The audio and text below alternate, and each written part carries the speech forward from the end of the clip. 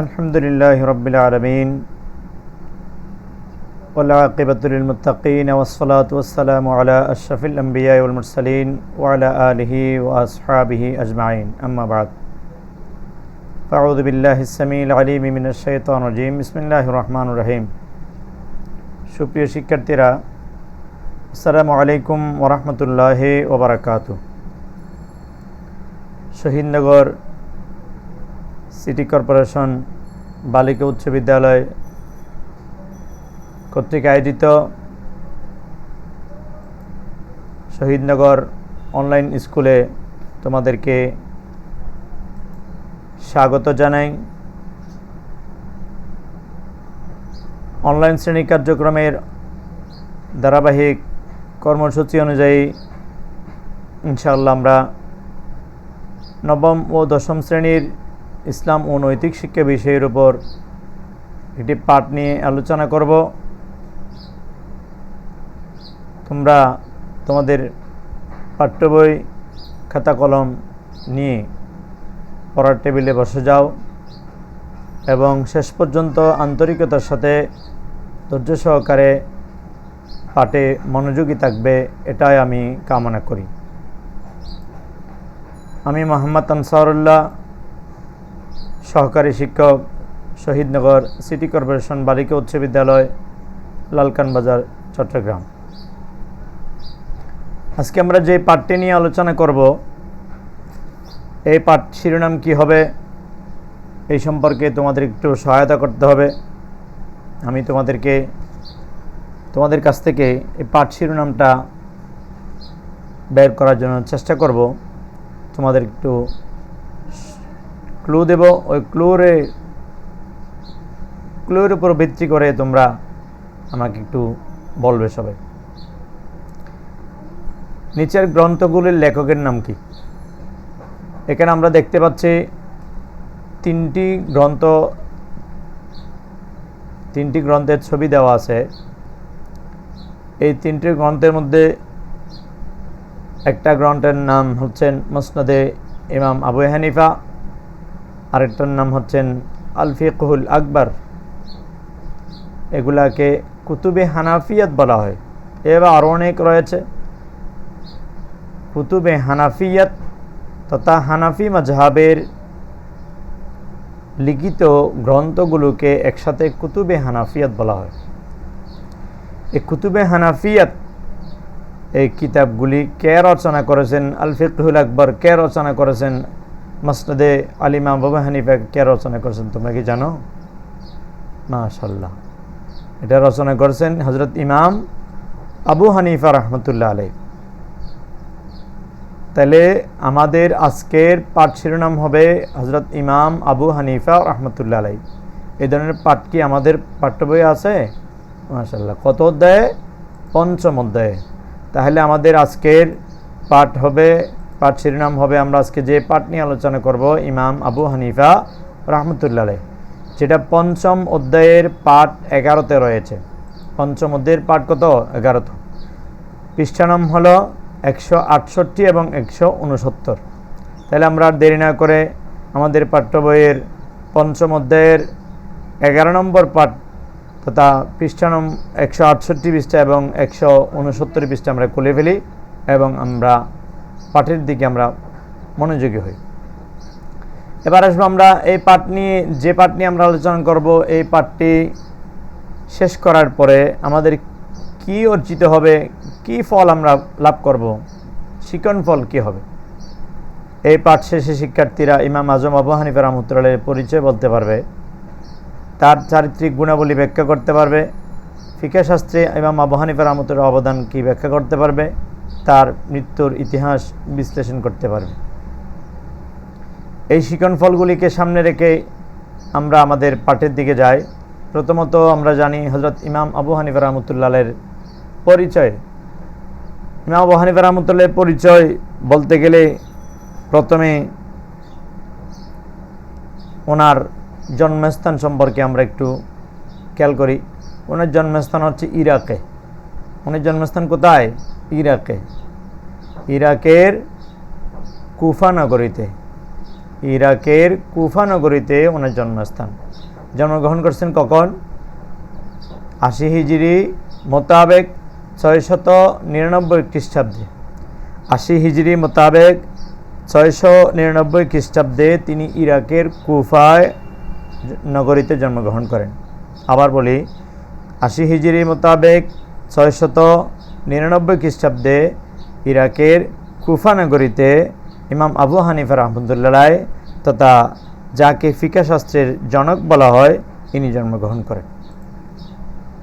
এবার ওনার সম্পর্কে আর একটু ডিটেলস জানি, পরিচিতি সম্পর্কে। ইমাম আবু হানিফা রহমতুল্লাহ ছিলেন ফিকহ শাস্ত্রের জনক। তিনি জন্মগ্রহণ করছেন কখন? 80 হিজরির 699 খ্রিস্টাব্দে ইরাকের কুফা নগরীতে। তার নাম কি? নোমান। কুনিয়াত বা উপনাম হচ্ছে আবু হানিফা। তাহলে আবু হানিফা ওনার আসল নাম না, আবু হানিফা হচ্ছে ওনার কুনিয়াত বা উপনাম। ওনার আসল নাম কি? নোমান। এবং ওনার বাবার নাম হচ্ছে সাবিত। ওনার বাবার নাম কি? সাবিত। তার উপাধি হচ্ছেন ইমাম আজম। ইমাম আজম মানে বড় ইমাম। ইমাম আজম মানে কি? বড় ইমাম। আমরা জানি 4টি মাযহাব রয়েছে, হানাফি, শাফিঈ, হাম্বলি, মালিকি। এই 4 মাযহাবের মধ্যে সবচেয়ে বড় মাযহাব হচ্ছে ইমাম আবু হানিফার মাযহাব, হানাফি মাযহাব। আর এই হানাফি মাযহাব যিনি প্রতিষ্ঠা করেছেন উনি হচ্ছেন ইমাম আবু হানিফা রহমতুল্লাহ আলাইহি, যিনার আসল নাম হচ্ছে নোমান বিন সাবিত। উনি বড় ইমাম ছিলেন, এজন্য ওনাকে বলা হতো ইমাম আজম। তাহলে ইমাম আবু হানিফার উপাধি হচ্ছে কি? ইমাম আজম বা বড় ইমাম। ওনার আসল নাম নোমান, বাবার নাম সাবিত। জন্মস্থান কোথায়? ইরাকের কুফা নগরীতে। জন্মসাল কখন?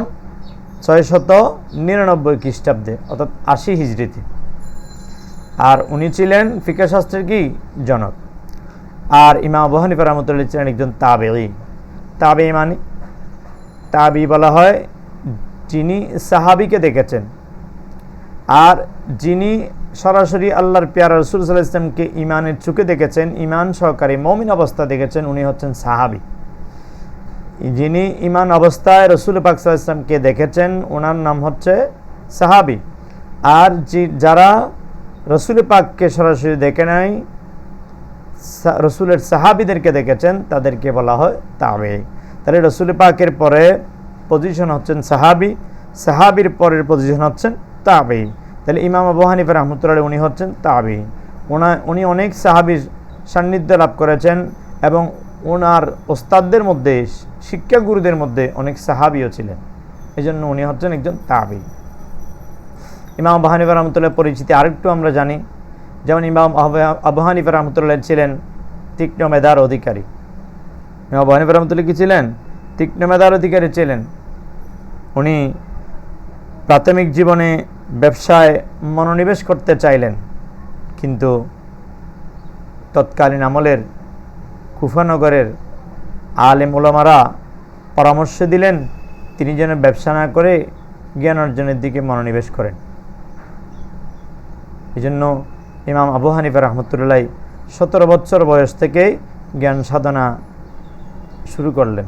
তাহলে ইমাম আবু হানিফা রহমতুল্লাহ কত বছর বয়স থেকে জ্ঞান সাধনা শুরু করেন? জ্ঞান অর্জন করেন শুরু করে কখন থেকে? 17 বছর বয়স থেকে। 17 বছর বয়স থেকে জ্ঞান অর্জন আরম্ভ করা শুরু করলেও কিন্তু অতি স্বল্প দিনের মধ্যেই তিনি হাদিস, তাফসির, ফিকহ ইত্যাদি বিষয়ের গভীর পাণ্ডিত্য অর্জন করেন। আমরা জানি হাদিস মানে হচ্ছেন রাসূল পাক সাল্লাল্লাহু আলাইহি ওয়াসাল্লামের বাণী, রাসূল সাল্লাল্লাহু আলাইহি ওয়াসাল্লামের কর্ম, রাসূল সাল্লাল্লাহু আলাইহি ওয়াসাল্লামের মৌন সম্মতিগুলোকে হাদিস বলা হয়। তাফসির মানে কোরআনের ব্যাখ্যা গ্রন্থ। কোরআনের ব্যাখ্যাকে বলা হয় কি? তাফসির। কোরআনের ব্যাখ্যা গ্রন্থের নাম হচ্ছে তাফসির। এবং এরপর হচ্ছেন ফিকহ। ফিকহ মানে ইসলামী আইন শাস্ত্র। তাহলে তিনি হাদিস, কোরআন ব্যাখ্যা গ্রন্থ এবং ইসলামী আইন শাস্ত্র এগুলি স্বল্প দিনের ভিতরে তিনি কি করেন? আয়ত্ত করে নেন। হযরত ইমাম আবু হানিফা রাহমাতুল্লাহ আলাইহি ইনি ওনার একজন ওস্তাদ, ওনার পরিচিত খুব একেবারে মশহুর প্রসিদ্ধ একজন ওস্তাদ, যার নাম হচ্ছেন হযরত হাম্মাদ রাহমাতুল্লাহ আলাইহি। এই হাম্মাদ রাদিয়াল্লাহু তাআলার নিকট থেকে তিনি একাধারে 10 বছর ফিকহ বিষয়ের জ্ঞান অর্জন করেন। তাহলে যদি প্রশ্ন করা হয় হযরত ইমাম আবু হানিফা রাহমাতুল্লাহ একজন শিক্ষকের নাম বলো, তখন তোমরা অবশ্যই বলতে পারবে হযরত হাম্মাদ রাহমাতুল্লাহ আলাইহি। এবং এই হাম্মাদ রাহমাতুল্লাহ আলাইহির কাছ থেকে উনি একাধারে কত বছর ফিকহ বিষয়ে জ্ঞান অর্জন করেন? 10 বছর। হ্যাঁ, তাহলে এখান থেকে আমাদের কাছে একটা জিনিস ক্লিয়ার হয়ে গেল, শিক্ষার জন্য কোনো বয়স নেই। ইমাম আবু হানিফা রাহমাতুল্লাহ আলাইহি 2 বছর, 3 বছর বা 5 বছর, 6 বছর বয়সে স্কুলে যান নাই, মাদ্রাসায় ভর্তি হন নাই, জ্ঞান অর্জনের জন্য তিনি যাত্রা শুরু করেন নাই। ইমাম আবু হানিফা রাহমাতুল্লাহ যখন জ্ঞান অর্জনের যাত্রা শুরু করেন তখন তার বয়স কত? 17 বছর। তাইলে বোঝা যায় জ্ঞান অর্জনের জন্য কোনো বয়স লাগে না, জ্ঞান অর্জনের জন্য কোনো নির্দিষ্ট কোনো বয়স নেই। কঠিন সাধনা করার মন মানসিকতা থাকলেই, জ্ঞান অর্জন করার মন মানসিকতা থাকলে যে কোনো সময় জ্ঞান অর্জন করা সম্ভব। আল্লাহ রাসূল হাদিসে পাকের মধ্যে বলেছেন, উতলুবুল ইলমা মিনাল মাহদে ইলাল লাহদে, তোমরা জ্ঞান অর্জন করো দোলনা থেকে কবর পর্যন্ত। তাইলে জ্ঞান অর্জন করার সময় হচ্ছে দোলনা থেকে কবর পর্যন্ত, যেটা ইমাম আবু হানিফা রাহমাতুল্লাহ আলাইহির জীবন থেকে আমাদের কাছে একেবারে সুস্পষ্ট হয়ে গেল। এবার একটু আমরা সামনের দিকে যাই। হযরত ইমাম আবু হানিফা রাহমাতুল্লাহ আলাইহির ফিকহ শাস্ত্রে ওনার কী অবদান রয়েছে? ফিকহ শাস্ত্র, ফিকহ মানে হচ্ছে, ফিকহ শাস্ত্র মানে কি? ইসলামী আইন শাস্ত্র। ইসলামী আইন শাস্ত্রে ওনার কী অবদান রয়েছে আমরা এই কথা সহজে বলতে পারি। ইমাম আবু হানিফা রাহমাতুল্লাহ ছিলেন ফিকহ শাস্ত্রের উদ্ভাবক। ইমাম আবু হানিফা রাহমাতুল্লাহ ছিলেন কি? ফিকহ শাস্ত্রের উদ্ভাবক। ইমাম আবু হানিফা রাহমাতুল্লাহ আলাইহি 40 জন ছাত্রের সমন্বয়ে একটি ফিকহ সম্পাদনা বোর্ড গঠন করেন। কয়জন ছাত্রের সমন্বয়ে? 40 জন ছাত্রের সমন্বয়ে ইমাম আবু হানিফা রাহমাতুল্লাহ আলাইহি একটা ফিকহ সম্পাদনা বোর্ড গঠন করেন। এবং ওই ফিকহ সম্পাদনা বোর্ডটা দীর্ঘ 22 বছর পর্যন্ত কঠোর সাধনা করে, কয় বছর? 22 বছর পর্যন্ত কঠোর সাধনা করে কোরআন হাদিসের আলোকে এই ফিকহ শাস্ত্রকে, এই ফিকহকে একটি পূর্ণাঙ্গ শাস্ত্র হিসেবে রূপদান করেছেন। তাহলে তিনি যে 40 জন ছাত্রের সমন্বয়ে ফিকহ সম্পাদনা বোর্ড গঠন করেছেন, ওই 40 জন ছাত্ররা 22 বছর কঠোর সাধনা করে এই ফিকহকে একটি পূর্ণাঙ্গ শাস্ত্র হিসেবে রূপদান করেন। এবং কোনো মাসালা তাদের কাছে যখন আসতেন, কোনো সমস্যা যখন তাদের কাছে আসতেন, তখন ওনারা কোরআন হাদিসের আলোকে গবেষণা করে, ইজমা কিয়াসের আলোকে গবেষণা করে ওনারা এটা ফতোয়া দিতেন, সমাধান দিতেন, সমস্যার সমাধান দিতেন। তাইলে উনি যে ফিকহ সম্পাদনা বোর্ড গঠন করেছেন, এটা গঠন করেন কারণ হচ্ছে যাতে বড় বড় সমস্যার সমাধান দেওয়া যায়, ইসলামী আইন বিষয়ে সমাধান দেওয়া যায়। এবং এই সম্পাদনা বোর্ড গঠন করার জন্য তিনি তার 40 জন ছাত্রকে সমন্বয়ে এটা গঠন করে দিয়েছিলেন। এবং ওনারা প্রায় দীর্ঘ 22 বছর সাধনা করে একটি পরিপূর্ণ একটা ইসলামী ফিকহ শাস্ত্রকে সম্পূর্ণ রূপদান করার জন্য এরা 22 বছর সাধনা করেছেন। এবং ওরা কোরআন হাদিস ইজমার আলোকে এই সমস্ত বিষয়ে তারা কি দিতেন? সমাধান দিতেন। ওনারা আরও অবদান রয়েছে ফিকহ শাস্ত্রে। যেমন ইমাম আবু হানিফা রাহমাতুল্লাহ তিনি যে ফিকহ সম্পাদনা বোর্ড গঠন করেছেন, এই ফিকহ সম্পাদনা বোর্ড যাদেরকে নিয়ে গঠন করেছেন, ওরা এই ফিকহ শাস্ত্রের প্রচার এবং প্রসারের ক্ষেত্রে এই বোর্ডের অবদান সবচেয়ে বেশি। এবং ইমাম আবু হানিফা রাহমাতুল্লাহ আলাইহির এই ফিকহ সম্পাদনা বোর্ডের সহায়তায় ইমাম আবু হানিফা রাহমাতুল্লাহ আলাইহি তিনি অনেক কিতাব লিখেছেন, যেগুলাকে বলা হয় কুতুবে হানাফিয়াত, হানাফি মাযহাবের কিতাবসমূহ। এই যতগুলি কিতাব লিখেছেন, এই কিতাবগুলির ভিতরে, এই কিতাবগুলির মাধ্যমে ইমাম আবু হানিফা রাহমাতুল্লাহ আলাইহি বড় বড় 83,000 মাসআলা তথা 83,000 সমস্যার সমাধান ইমাম আবু হানিফা রাহমাতুল্লাহ লিখিত এই কিতাবগুলির মধ্যে তথা কুতুবে হানাফিয়াত, হানাফি মাযহাবের কিতাবসমূহের মধ্যে রয়েছে। কত হাজার মাসালা? 83,000 মাসালার সমাধান এখানে লিপিবদ্ধ রয়েছে। তাইলে ইমাম আবু হানিফা রাহমাতুল্লাহ যে ফিকহ শাস্ত্রে ইনি ফিকহ সম্পাদনা বোর্ড গঠন করেছেন এবং ওদের সহায়তায় ইমাম আবু হানিফা রাহমাতুল্লাহ 83,000 মাসালা অর্থাৎ ৮৩,০০০ বড় বড় সমস্যার সমাধান তান কিতাব তথা কুতুবে হানাফিয়া তথা হানাফি মাযহাবের কিতাবসমূহের উপর তিনি লিপিবদ্ধ করেছেন। যে সমস্যার সমাধানগুলির কারণে বড় বড় কঠিন বস্তু যে কিতাবকে সামনে রাখলে পরে, যে ফিকা বোর্ডকে সামনে রাখলে পরে বড় বড় কঠিন সমস্যাও কী হয়ে যায়, সমাধান হয়ে যায়। এবার আসি আমরা হাদিস শাস্ত্রের ওনার কী অবদান রয়েছে। ইমাম আবু হানিফা রাহমাতুল্লাহ আলাইহি শুধু একজন ফকি নন, তিনি শুধু একজন ফিকহ শাস্ত্রবিদের তাই না, হাদিসের ক্ষেত্রে ওনার যথেষ্ট অবদান রয়েছে। যেমন ইমাম আবু হানিফা রাহমাতুল্লাহ হাদিসের ক্ষেত্রে ওনার যে অবদান, এটা একেবারে আমরা প্রথমেই পাঠ শিরোনাম শুরু করার আগে একটা কিতাবের নাম দিয়েছিলাম, যেটা মুসনাদে ইমাম আবু হানিফা দিয়েছিলাম না, এটা হচ্ছে ইমাম আবু হানিফা রাহমাতুল্লাহ লিখিত হাদিসের উপরে ইমাম আবু হানিফা রাহমাতুল্লাহ লিখিত একটি হাদিস শাস্ত্র। তাহলে হাদিস শাস্ত্রে ইমাম আবু হানিফা রাহমাতুল্লাহ একটা কিতাব লিখেছেন, যেটার নাম হচ্ছে মুসনাদে ইমাম আবু হানিফা। যেই হাদিসের কিতাবের মধ্যে ৫০০ হাদিস রয়েছে। কয়শত হাদিস রয়েছে? ৫০০। ইমাম আবু হানিফা রাহমাতুল্লাহ আলাইহি লিখিত একটা হাদিসের কিতাব রয়েছে, যে হাদিসের মধ্যে ইমাম আবু হানিফা রাহমাতুল্লাহ কয়টি হাদিস সংকলন করেছেন? ৫০০ সেই হাদিস তিনি সংকলন করেছেন। তাহলে এবার আমরা একটু ইমাম আবু হানিফা রাহমাতুল্লাহ গুণাবলীর দিকে যাই। উনি কোন কোন গুণাবলী ওনার ভিতর ছিল?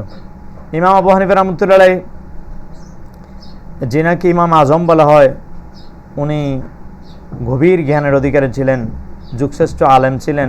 শুধু আলেম নয়, বরং তিনি বড় আবেদও ছিলেন, আল্লাহর বড় ইবাদতকারী বান্দা ছিলেন এবং তীক্ষ্ণ মেধার অধিকারী ছিলেন, বুদ্ধিমান, যাকে বলে উপস্থিত বুদ্ধি ওনার ছিল। যেমন ওনার উপস্থিত বুদ্ধি সম্পর্কে আমি একটা ঘটনা বলি। হযরত ইমাম আবু হানিফা রাহমাতুল্লাহ আলাইহির আমলে একজন ব্যক্তি মসজিদে এসে বললেন, হুজুর, আমার একটা ময়ূর চুরি হয়েছে। কি চুরি হয়েছে? ময়ূর চুরি হয়েছে। তখন ইমাম আজম আবু রহমতুল্লাহ বললেন, হুজুর, আমার এই ময়ূরটা চুরি হয়েছে, আপনি একটু একটা সমাধান দিয়ে দেন, আমার ময়ূরটা কীভাবে একটা সহজ রাস্তা বলে দেন। ইমাম আবু হানিফা রাহমাতুল্লাহ চিন্তা করলেন যে এই এলাকার মানুষ হয়তো এটা চুরি করতে পারে। তখন ইমাম আবু হানিফা রাহমাতুল্লাহ কী করলেন, মসজিদে দাঁড়িয়ে মুসল্লিদের উদ্দেশ্যে বলেন, দেখো, অমুকের একটা ময়ূর চুরি হয়েছে, আমি দেখতেছি এখানে যে ময়ূর চুরি করেছে ওই ময়ূর চোর লোকটাও আমাদের এখানে বসে আছেন, উপস্থিত আছেন। একথা বলতে না বলতে মসজিদের মুসল্লিরা যারা ছিল ওদের মধ্যে একজন হঠাৎ করে এবং ইমাম আরও বললেন যে আমি এখানে আছে, যেটার প্রমাণ আমি পাচ্ছি, যে ময়ূর চুরি করেছে ওই ময়ূরের একটা পালক চোরের মাথার উপর এখন দেখা যাচ্ছে, আমি দেখতে পাচ্ছি। এই কথা বলতে না বলতে যে ময়ূর চুরি করছে সে তাড়াতাড়ি মাথার উপর হাত দিয়ে ফেললো। আচ্ছা, যে চুরি করে সে কি কোনোদিন হাত দিবে? কারণ যে চুরি করছে তার মাথায় ওই ময়ূরের পালক দেখা যাচ্ছে। আমি ময়ূর চুরি করি নাই, আমি কেন হাত দেবো? যে চুরি করছে সে আস্তে করে হাত দিল। হাত দেওয়ার সাথে ইমাম আবু হানিফা রাহমাতুল্লাহ বলেন, এই হচ্ছে ময়ূর চোর। এটা হচ্ছে তীক্ষ্ণ বুদ্ধিমান মানুষের পরিচয়। ইমাম আবু হানিফা রাহমাতুল্লাহ কত তীক্ষ্ণ বুদ্ধির অধিকারী ছিলেন এবং অনেক ঘটনা রয়েছে ওনার। এ থেকে বোঝা যায় ইমাম আবু হানিফা রাহমাতুল্লাহ ছিলেন তীক্ষ্ণ বুদ্ধিমান, বড় আবেদ, আবার তিনি বড় আলেমও ছিলেন। ইমাম আবু হানিফা রাহমাতুল্লাহ একজন ছাত্র, যিনি নাম হচ্ছেন ইয়াজিদ ইবনে হারুন। দেখতে পাচ্ছ, এই ইয়াজিদ ইবনে হারুন ইমাম আবু হানিফা রাহমাতুল্লাহ সম্পর্কে বলেছেন, আমি হাজার হাজার জ্ঞানী লোক দেখেছি, তাদের বক্তব্যও শুনেছি, তাদের মধ্যে 5 জনের মতো জ্ঞানী, খোদাবিরু ও ইলমে ফিকাহের পারদর্শী কাউকে দেখিনি।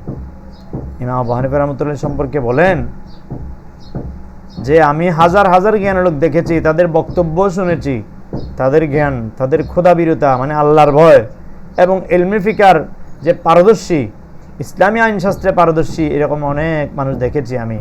তাদের মধ্যে 5 জন উল্লেখযোগ্য, আর ওই 5 জনের মধ্যে হযরত ইমাম আবু হানিফা রাহমাতুল্লাহ হচ্ছেন অন্যতম একজন জ্ঞানী, খোদাবিরু এবং ফিকহ শাস্ত্রে পারদর্শী। ওনার ছাত্রের, ইমাম আবু হানিফা রাহমাতুল্লাহ একজন ছাত্রের উক্তি এটা। এবং ওনার সম্পর্কে, ইমাম আবু হানিফা রাহমাতুল্লাহ সম্পর্কে আরও বিভিন্ন জন ওনার সম্পর্কে মন্তব্য করেছেন, ওনার সম্পর্কে বলেছেন। বিশেষ করে আরেকটি মাযহাবের ইমাম, শাফি মাযহাবের ইমাম হযরত ইমাম শাফি রহমতুল্লাহ আলাইহি ইমাম আবু হানিফা রাহমাতুল্লাহ সম্পর্কে বলেছেন, মানুষ ফিকহ শাস্ত্রে ইমাম আবু হানিফা রাহমাতুল্লাহের মুখাপেক্ষী।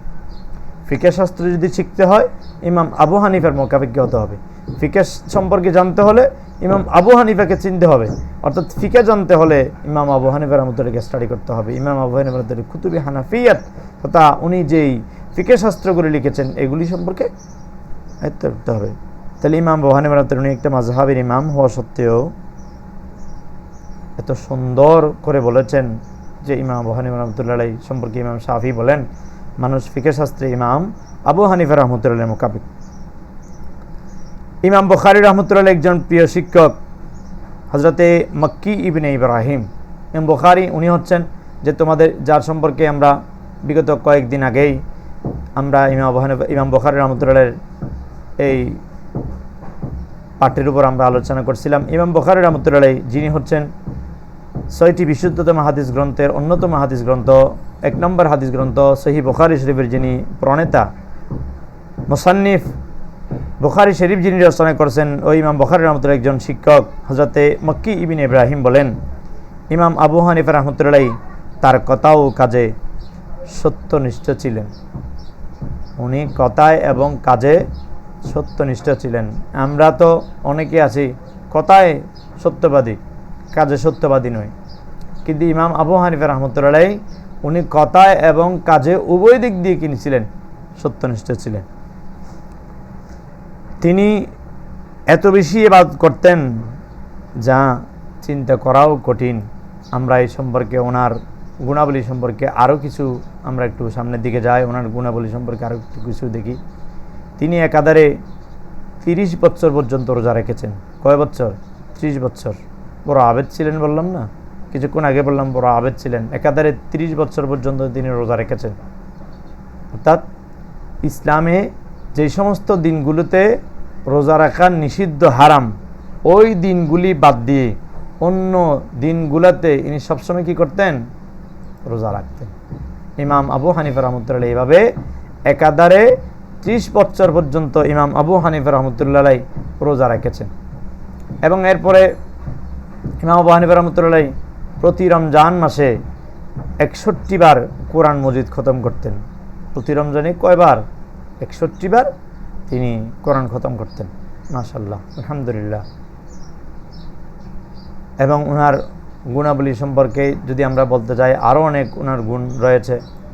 যেমন ইমাম আবু হানিফা রহমতুল্লাহ তার জীবনে মোট 55 বার হজ করেছেন এবং তিনি বিনা পয়সায় জ্ঞান বিতরণ করতেন। যে ইমাম আবু হানিফা রহমতুল্লাহ মোট 55 বার হজ করেছেন এবং বিনা পয়সায় তিনি জ্ঞান বিতরণ করতেন, কোনো পয়সা নিতেন না। যিনি যে হাদিস শিখাতেন ফিকা শিখাতেন এগুলির ব্যাপারে তিনি কোনো কি নিতেন না, পয়সা নিতেন না। এবং ইমাম আবু হানিফা রহমতুল্লাহ বড় আবেদ ছিলেন, যেটা আমরা শুনেছি এবং আরও ওনার এই ইবাদত সম্পর্কে আরও বেশি জানবো। হযরত ইমাম আবু রহমতুল্লাহ বলেছেন খোদা বিরু, আল্লাহ বিরু, মুত্তাকি যাদেরকে বলা হয়, পরহেজগার, আল্লাহকে ভয় করতেন বেশি। হককে হক জানতেন, না হককে না হক জানতেন, হালালকে হালাল জানতেন, হারামকে হারাম জানতেন। হারাম তো দূরের কথা, ইমাম আবু হানিফা রহমতুল্লাহদের জীবনে কোনো দিন মাকরু অপছন্দনীয় কোনো কাজও ওনাদের জীবনে কোনো দিন সংঘটিত হয়নি।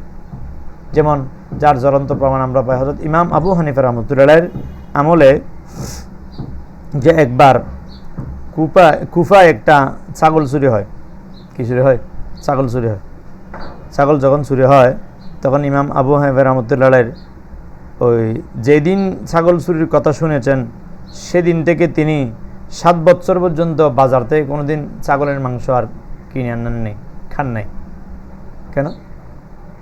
চিন্তা করলেন যে ছাগলটা চুরি হয়েছে, হয়তো আমি বাজার থেকে যেই মাংস কিনে আনবো ওটা ওই চুরিকৃত ছাগলের মাংস হতে পারে। এজন্য কুফায় ছাগল চুরি কথা শুনে তিনি কয় বছর পর্যন্ত মাংস খান নাই? 7 বছর।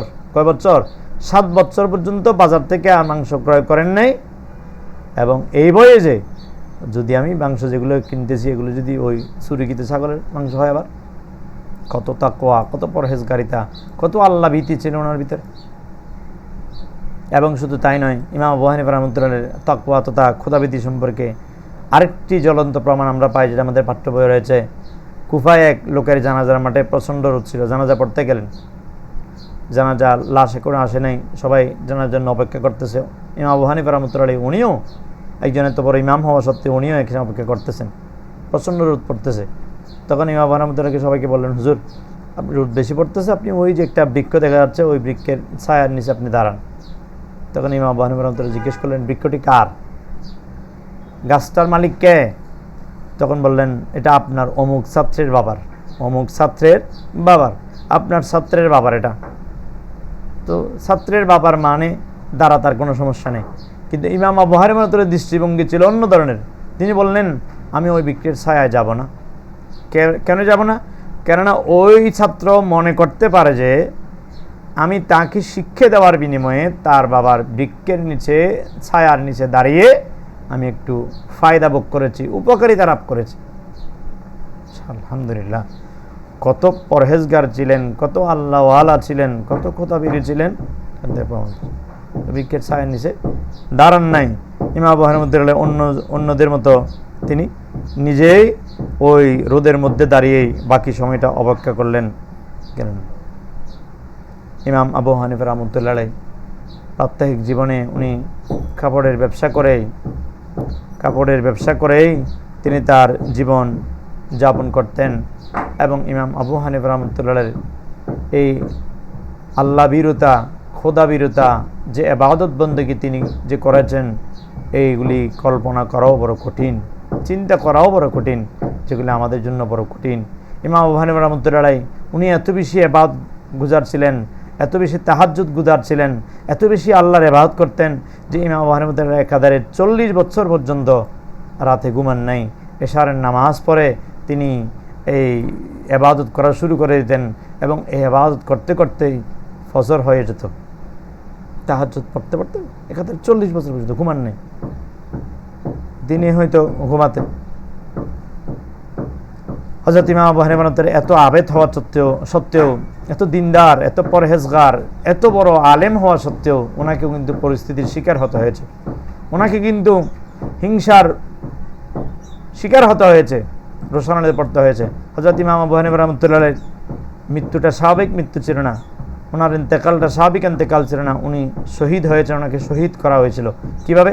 তৎকালীন আমলের বাদশাহ খলিফা আল মনসুর হযরত ইমাম আবু হানিফা রাহমাতুল্লাহ আলাইহিকে, খলিফা আল মনসুর ছিলেন বাগদাদের খলিফা, ইরাকের বাগদাদের খলিফা হযরত খলিফা আল মনসুর ইমাম আবু হানিফা রাহমাতুল্লাহ আলাইহিকে প্রধান বিচারপতির দায়িত্বে নিয়োজিত করার জন্য প্রস্তাব দিলেন, আপনি প্রধান বিচারপতির দায়িত্ব আপনি গ্রহণ করুন। তখন ইমাম আবু হানিফা রাহমাতুল্লাহ আলাইহি তার প্রস্তাবটা গ্রহণ করেন নাই। কেন গ্রহণ করেন নাই? হয়তো এই প্রস্তাব গ্রহণ করলে, এই প্রধান বিচারপতির দায়িত্ব নিলে তাকে বাদশার কথা মতো চলতে হবে, অন্যায় বিচার করতে হবে, হয়তো বাদশার এই জলমের শিকার হয়ে বা বাদশার কথা শুনতে গিয়া অন্যায় বিচার করতে হবে। এজন্য তিনি এই প্রধান বিচারপতির দায়িত্ব নেন নাই, বরং তিনি কোরআন হাদিস তথা ইসলামী জ্ঞান চর্চায় বাকি জীবনটা কাটানোর জন্য তিনি খেয়াল করলেন। এই যে দায়িত্ব যে নেন নাই, খলিফা বাদশা তাকে দিলেন, নেন নাই, এ না নেওয়ার কারণে ইমাম আবু হানিফার প্রতি তিনি অসন্তুষ্ট হয়েছেন। কে? বাদশা খলিফা আল মনসুর। তখন ইমাম আবু হানিফা রাহমাতুল্লাহ আলাইহিকে বিচারকের দায়িত্ব পালন করতে অনীহা প্রকাশ করার কারণে ইমাম আবু হানিফা রাহমাতুল্লাহ আলাইহিকে জেলখানায় বন্দী করা হয়। কোথায় বন্দী করা হয়? জেলখানায় বন্দী করা হয়।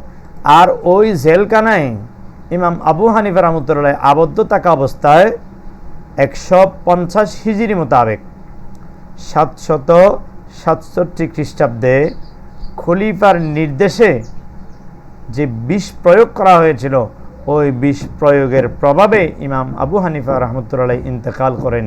ইন্না লিল্লাহি ওয়া ইন্না ইলাইহি রাজিউন, অর্থাৎ তিনি শাহাদাত বরণ করেন, শহীদ হন।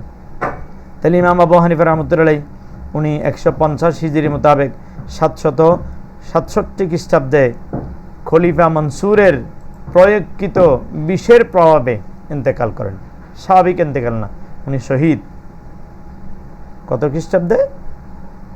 767 খ্রিস্টাব্দে 150 হিজরি মোতাবেক। সুপ্রিয় শিক্ষার্থীরা, এই ইমাম আবু হানিফা রাহমাতুল্লাহ আলাইহির এত নির্যাতন স্বীকার করেছেন, এরপরেও ইমাম আবু হানিফা রাহমাতুল্লাহ আলাইহি নৈতিকতা, দ্বীন ইলমের মর্যাদা তিনি ভুলুণ্ঠিত হতে দেন নাই, তিনি সমুন্নত রেখেছেন। সুতরাং ইমাম আজম আবু হানিফা রহমতুল্লাহের জীবনী থেকে আমাদেরকে শিক্ষা নিতে হবে, নৈতিকতা বিসর্জন দেওয়া যাবে না, দ্বীন ইলম বিসর্জন দেওয়া যাবে না। এটা যেভাবে হোক ইমাম আবু হানিফা রহমতুল্লাহের জীবনী থেকে আমরা শিক্ষা নেব, আমরা দ্বীন ইলম অর্জনে সবাই অগ্রসর হব। আল্লাহ আমাদেরকে তৌফিক দান করুন। আমি যা আমরা পড়েছি এটার ভিতরে ভিত্তি করে তোমাদের একটু প্রশ্ন করব, তোমরা উত্তর দিবে। ইমাম আবু হানিফা রহমতুল্লাহ কত বছর বয়সে জ্ঞান আদান সাধন আরম্ভ করেন? 17 বছর। তিনি কত বছর যাবৎ রাতে ঘুমাননি? 40 বছর। তিনি কিসের ব্যবসা করতেন? কাপড়ের ব্যবসা। ফিকহে শাস্ত্রে সবাই কার মুখাপেক্ষী? ইমাম আবু হানিফা রহমতুল্লাহ। আল্লাহ এই কথাগুলি কে বলছেন? ইমাম শাফিঈ রহমতুল্লাহ। আমরা উত্তরগুলি মিলিয়ে নিই, তোমরা যা বলেছ উত্তর দিয়েছ এটার উপর ভিত্তি করে আমরা উত্তরগুলা মিলিয়ে নিই। Thank you. এবার আমরা একটা বাড়ি কাজ দিচ্ছি, এই বাড়ি কাজটা আগামী দিন করেন বা আমার জন্য। ইমাম আবু হানিফা রহমতুল্লাহের গুণাবলীর উপর 10টি বাক্য লিখে আনবে। ইমাম আবু হানিফা রহমতুল্লাহ যে গুণাবলীর অধিকারী ছিলেন, ওনার গুণগুলি থেকে বাছাই করে 10টি বাক্য তোমরা লিখে আনবে। আগামী ক্লাস পর্যন্ত আল্লাহ আমাদেরকে সুস্থ রাখুক, সেই সালামতে রাখুক। আমাদের দেশের এই বৈশ্বিক মহামারী করোনার এই প্রাদুর্ভাব থেকে আল্লাহ আমাদের দেশকে হেফাজত করুক, এইটাই দোয়া করি। আল্লাহ তোমাদেরকে, তোমাদের পরিবারকে, তোমাদের মা বাবা সবাইকে ভালো রাখুক, এটাই কামনা করি। আসসালামু আলাইকুম ওয়া রাহমাতুল্লাহি ওয়া বারাকাতুহু।